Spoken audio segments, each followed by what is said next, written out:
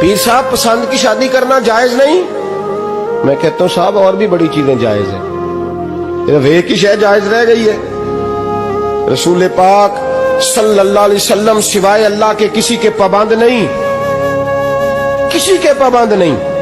اور جناب سیدہ خدیجہ الکبریٰ رضی اللہ تعالیٰ عنہ نے پیغام نکاح دیا، یا رسول اللہ میں شادی کرنا چاہتی ہوں، حضور کسی کے پابند نہیں، پر میرے محبوب نے فرمایا میرا چچا میرے والد کی جگہ ہے، میں اپنے چاچا سے پوچھ کے تمہیں جواب دوں گا۔ یہ ہے پسند کی شادی جو میرے نبی نے بیان فرمائی ہے۔ تو سارا کچھ کراس کر کر کے گزر جاتا ہے، یہاں تو حال یہ ہے کہ پالنے والا کوئی اور سائے میں بیٹھنے والا، باغ تیرے دی کر کر راکھی میں ساری عمر گزاری، تو جدوں اے پھل پکن تے آیا تے لے گئے ہور بپاری۔ اور بیٹا گزرتا ہے اماں کے دروازے کے آگے سے، اماں کے دروازے کے آگے بیٹا امرود لے کے آیا ہے 6 کلو۔ توجہ ہے میری بات پر؟ ادھر دیکھیں جی، چھوڑیں تھوڑی دیر ہماری سنیں۔ وہ امرود لے کے آیا 5-6 کلو، تو اماں کے دروازے کے قریب سے گزر گیا رات کو، تو کمائی کھانے کا ٹائم آیا نا تو گزر گیا۔ تو وہ وزیر اعظم سے ڈرتا ہے نا، تو جا کے بی بی سے کہتا ہے بی بی کے حقوق دینا بھی رسول اللہ کی سنت ہے، لیکن یہ کیا بات ہوئی، تو نے بیوی اور ماں کا مقابلہ شروع کرا دیا؟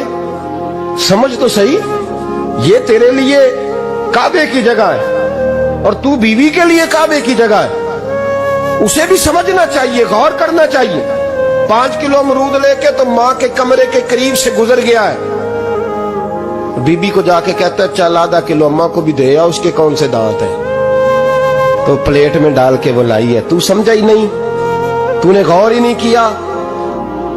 بندہ تو وہ ٹھیک نہیں تھا، نیپولین، تو کسی نے اس سے پوچھا تھا بتا زندگی میں پیسے لینے کا مزہ کب آیا؟ اس نے کہا کہ مجھے مزہ تب آتا تھا کہ میں اپنی ساری کمائی لا کے اپنی اماں کے ہاتھ پہ رکھتا تھا، اور پھر جب میں اپنی ماں سے تھوڑا تھوڑا خرچہ لیتا تھا نا، تھوڑا تھوڑا، توجہ ہے میری بات پہ؟ اماں جی 10 روپے دے آجے، کہتا جب میں تھوڑا تھوڑا خرچہ لیتا تھا نا تو مجھے یوں لگتا تھا جیسے میں بادشاہ وقت کے سامنے کھڑا ہوں اور وہ خزانے کا منہ کھول کھول کے مجھے دیتا جا رہا ہے۔ تو اس ذائقے کو سمجھ تو صحیح بھائی، تو اس کو سمجھ تو صحیح بھائی، یاد رکھیں اور غور کریں۔